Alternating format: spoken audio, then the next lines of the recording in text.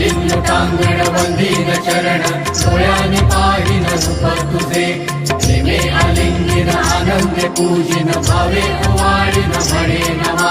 त्वमेव माता च पिता त्वमेव त्वमेव बन्धुश्च सखा त्वमेव त्वमेव विद्या द्रविडं त्वमेव त्वमेव सर्वं मम देव देव कायेन वाचा मनसेन्द्रियैव बुद्ध्यात्मना वा प्रकृति स्वभाव करोमि यद्यत् सकलं परस्मै नारायणायति समर्पयामि अच्युतं केशवं रामनारायणं कृष्णदामोदरं वासुदेवं हरिं श्रीधरं माधवं गोपिकावल्लभं जानकीनायकं रामचन्द्रं भजे हरे राम राम राम हरे हरे हरे कृष्ण